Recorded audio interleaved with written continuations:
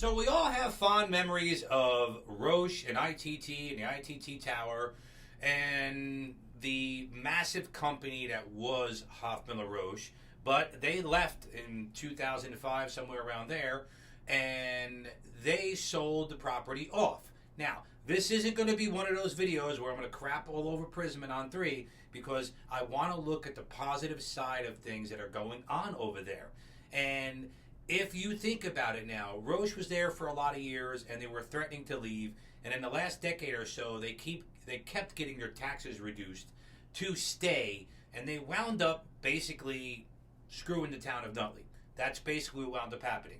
And I was working there while it happened, so I have a little insight on why it happened and how it happened.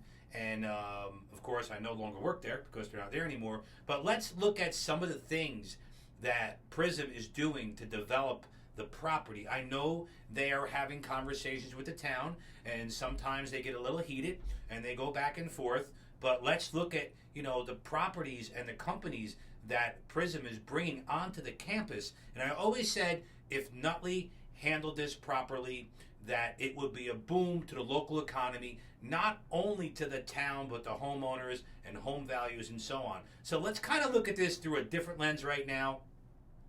I'm just as nostalgic as you guys are, and I miss the ITT Tower, and I miss the ITT pool, and I miss the ITT parking lot where we all learned how to drive, and I miss Roche being there because it was a great company to work for, and I have some fond memories of it as well. But let's look and see what they're doing to the property. First of all, they opened it up to the public. You're allowed to go on there now. Don't know if you know it or not.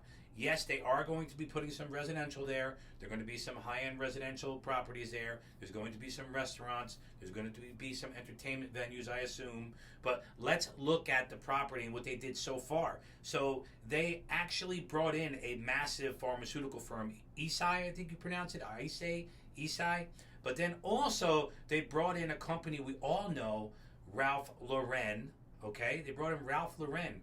Corporate headquarters is over there. That's a big boom for Nutley to have Ralph Lauren right there. Look how many jobs they can actually offer to the local public. Then we have Seton Hall University involved with Hackensack Meridian, and they're graduating classes of doctors and nurses over there. That's a good thing as well. If we could integrate that complex more into the town, it would be a boom for the town. Again, I told you this wasn't going to be a video where I was going to crap all over On 3 because that property could just sit there and be not developed like the other property on Cathedral right now, and we could be dealing with that. So think about that for a moment. So they're developing that property, and that's what's happening there right now. I know they're going to be putting some hotels up. I know a lot of stuff is on the Clifton side, and I know the argument is that Nutley's not benefiting from any of the taxes, but think about how Nutley can benefit through the pass-through economy on that complex. And the big question is, will it increase home values? Think about that for a moment.